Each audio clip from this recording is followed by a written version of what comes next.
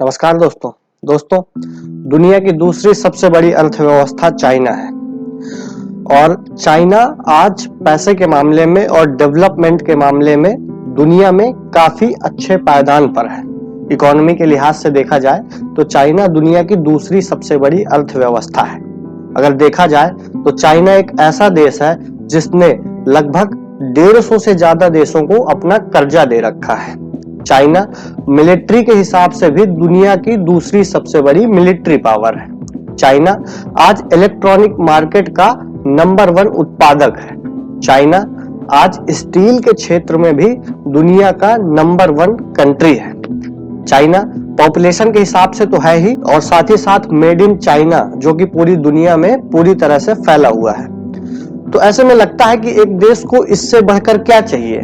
China वास्तव में develop है और एक ऐसी छवि हमें चाइना को सुनकर क्रिएट होती है कि जिसने बहुत ज्यादा सफलता हासिल की है और यही कारण है कि हम चाइना को अपना आदर्श मानते हैं और कई ऐसे देश हैं जो चाइना को एक बहुत ही प्राउड की नजरों से देखते हैं। पाकिस्तान है, इंडोनेशिया है, ऐसे तमाम सारे से देश हैं जो चीन को एक मसीहा के तौर पर देखते हैं क्योंकि चीन इन्वेस्टमेंट करने में भी आगे है। तो ऐसे में ये भी हमारे मन में ख्याल आता है कि जो देश इतना डेवलप है, जिस देश की अर्थव्यवस्था इतनी अच्छी है, तो उस देश के लोग, उस देश के नागरिक कितने खुश होंगे, कितने खुशहाल होंगे।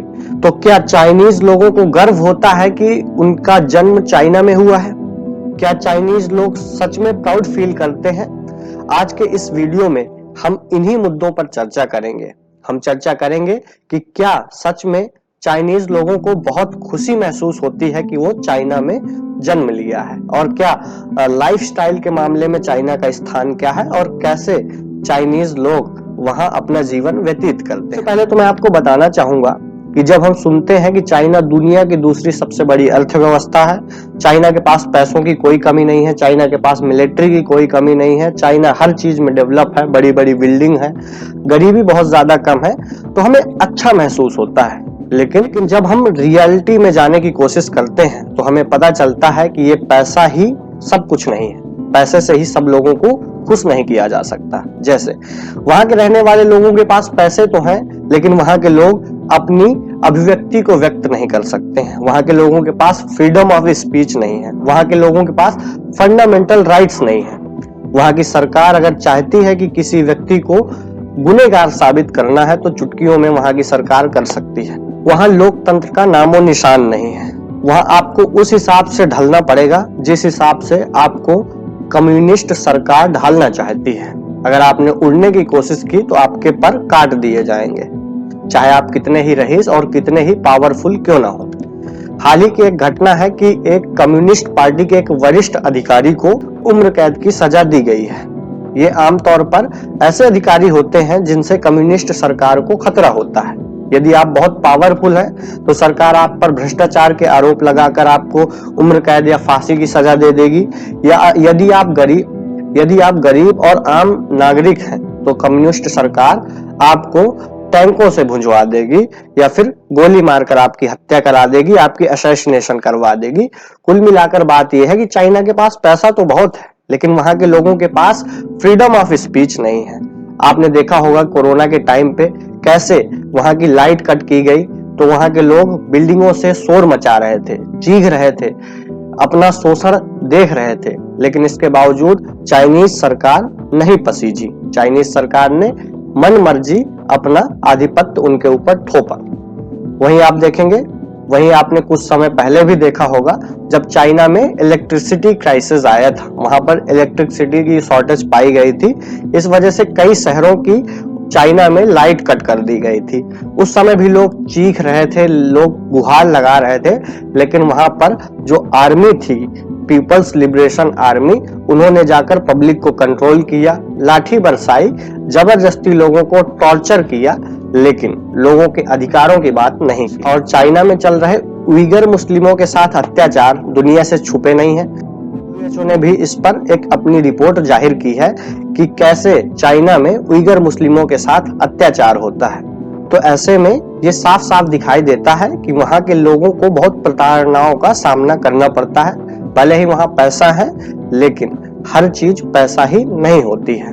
और ना ही वहां के मीडिया संस्थान सरकार के खिलाफ आवाज उठा सकते हैं। वर्ल्ड मीडिया इंडेक्स में चाइना की 180वीं रैंक है, जो कि काफी पिछली रैंक है। अगर वहां की कोई भी मीडिया संस्थान सरकार के खिलाफ बोलती है तो सरकार को पूरा अधिकार है कि उसको जड़ से समाप्त कर सकते हैं। और यही कारण है कि कम्युनिस्ट सरकार वहां पर पूरी तरह से अपनी पकड़ बनाए हुए है। वहां के लोगों की लाइफ स्टाइल की बात करें तो वहां के लोगों को कुत्ते, बिल्ली या फिर चमगादड़ जैसी चीजों की आदत है। इनका ही सेवन करते हैं वहां के लोग। और पीने में वो लोग तमाम प्रकार के जानवरों की पेशाब और तमाम प्रकार के उनके फूड कल्चर हैं जिनका सेवन करते हैं। तो ऐसे में उनकी जरूरतें भी बहुत ज्यादा नहीं है, लेकिन इसके बावजूद भी मैं यही कहना चाहूंगा कि पैसा ही सब कुछ नहीं होता है।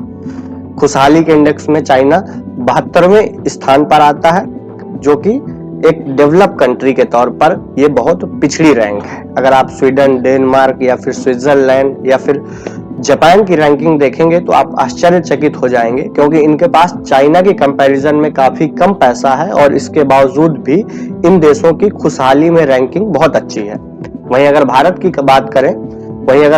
बात करें तो वर्ल्ड हैप्पीनेस इंडेक्स में भारत की 136वीं रैंक है और ये काफी पीछे है, चाइना से भी पीछे है।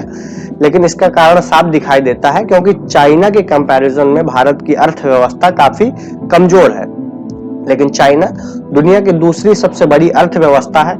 इसके बावजूद चाइना वर्ल्ड मीडिया इंडेक्स में 180वीं रैंक और वर्ल्ड हैप्पीनेस इंडेक्स में 72वें स्थान पर है। और भी तमाम प्रकार की तानाशाही वहां के लोगों को झेलनी पड़ती है वहां की कम्युनिस्ट सरकार द्वारा। तो कुल मिलाकर इस वीडियो का पर्पस यही था कि मैं आपको बता सकूं कि पैसा ही नहीं है, पैसे से ही किसी देश को समृद्ध नहीं देखा जाता। सबसे पहले देखा जाता है कि उस देश में खुशहाली कैसी है, वहां के लोगों का जो स्टैंडर्ड है वो कैसा है, वहां के लोगों के पास फ्रीडम कितनी है। और अगर खुशहाली की बात करें तो भूटान का नाम दुनिया में सबसे पहले आता है। खुशहाली की रैंक से भूटान दुनिया का सबसे खुशहाल देश है। और पैसे के मामले में भले ही भूटान कमजोर है, लेकिन कुल मिलाकर इस वीडियो का तात्पर्य यही है। कुछ लोग चाइना को आइडियल मानते हैं, इंडिया का कंपैरिजन चाइना से करते हैं और बोलते हैं कि इंडिया को चाइना जैसा बनना चाहिए, तो बिल्कुल नहीं बनना चाहिए। इंडिया एक डेमोक्रेसी है और वहां पर अगर देखेंगे आप तो तानाशाही है, डिक्टेटरशिप है, कम्युनिस्ट सरकार है। कुछ लोग मानते हैं कि चाइना की जो पॉलिसीज थी फैक्ट्री को लेकर, मैन्युफैक्चरिंग को लेकर, वो बहुत अच्छी थी इंडिया के कंपैरिजन में, और यही कारण है कि चाइना इतना ग्रो कर गया। दरअसल बात ये नहीं है। अगर भारत में कोई फैक्ट्री लेबर के साथ कुछ अत्याचार करती है तो लेबर कोर्ट जैसी संस्थाएं लेबर के पक्ष में खड़ी होती हैं और वो कंपनी के खिलाफ किसी भी फैसले को सुनाती हैं। इस वजह से यहाँ कंपनियों को थोड़ा सा दिक्कत होती है। लेकिन अगर वहीं चाइना में देखें तो लेबर का एक्सप्लॉइटेशन बहुत ज्यादा होता है। वहां कोई भी कंपनी किसी भी प्रकार की लेबर को एक्सप्लॉइट कर सकती है और वहां की जो कम्युनिस्ट सरकार है वो फैक्ट्री के पक्ष में ही काम लेगी। कुल मिलाकर बात यह है कि अपने लोगों का गला घोंटकर अगर किसी कंपनी को प्रमोट किया जाए तो वो चाइना में किया जाता है। और यही कारण है कि ज्यादातर फैक्ट्रियां चाइना जाना प्रेफर करती हैं। और ये भी कारण है कि इसी वजह से चाइना मैन्युफैक्चरिंग हब बनता चला गया और आज मैन्युफैक्चरिंग में चाइना दुनिया की नंबर 1 कंट्री बन चुका है।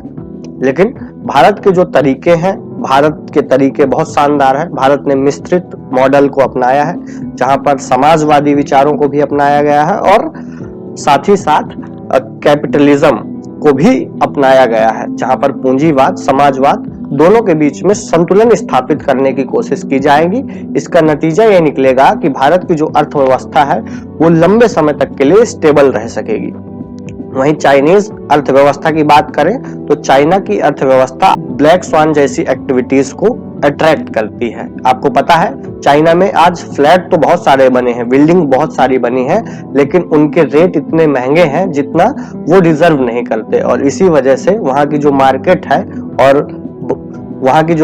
है वो एक बहुत बड़े खतरे में है। बड़े बड़े जो इकोनॉमिस्ट हैं वो चाइना की जीडीपी को ब्लैक डेप्थ जीडीपी के नाम से भी पुकारते हैं, क्योंकि उन्हें पता है कि चाइना में जो कीमतें हैं वो उन रियल कीमतों से भी ज्यादा हैं जितनी एक्चुअल में एक चीज की होनी चाहिए। अभी आपने हाल में सुना ही होगा कि चाइना की एक बहुत बड़ी कंपनी है, उस कंपनी का नाम मैं मिस कर रहा हूं, आप कमेंट में बताइएगा, वो भी दिवालिया हो चुकी है केवल इसी वजह से। चाइनीज जो पॉलिसीज हैं वो शॉर्ट टर्म के लिए तो अच्छी हैं, शॉर्ट टर्म में तो उन पॉलिसीज से फायदा मिल सकता है, लेकिन अगर हम लॉन्ग टर्म की बात करें तो चाइना की पॉलिसी स्टेबल नहीं।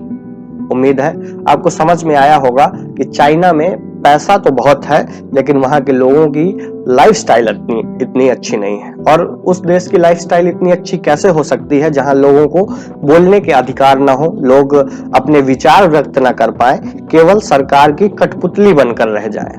तो कम से कम भारत में ऐसा नहीं है। भले ही हम गरीब हैं लेकिन आज हमारे पास expression of thought and fundamental rights जैसे कुछ राइट्स हैं जिनका इस्तेमाल कर सकते हैं हम अपनी आम जिंदगी पे और अपने आप को एक संतुलित नागरिक बना सकते हैं। उम्मीद है ये सेशन आपको पसंद आया होगा।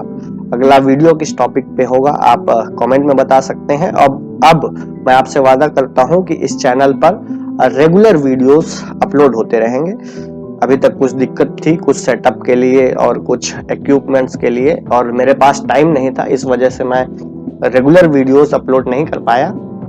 लेकिन आप लोगों के फीडबैक से मुझे लगा कि मुझे कंटिन्यू करना चाहिए, तो मैं आपसे प्रॉमिस करता हूं कि अब मैं कोशिश करूंगा कि अच्छे अच्छे टॉपिक्स पर, जो इंटरनेशनल पॉलिटिक्स है या फिर जो करंट की न्यूज है, उन पर अच्छे से अच्छे वीडियो हम जल्दी से जल्दी कैप्चर कर पाए, ज्यादा से ज्यादा इंफॉर्मेशन आपको साधारण सरल शब्दों में समझा पाए। यही हमारा उद्देश्य है। और टॉपिक क्या होंगे आप भी डिसाइड कर सकते हैं। मिलते हैं किसी नेक्स्ट वीडियो में, तब तक के लिए जय हिंद। आपका सब लोगों का बहुत हृदयपूर्वक धन्यवाद। जय हिंद।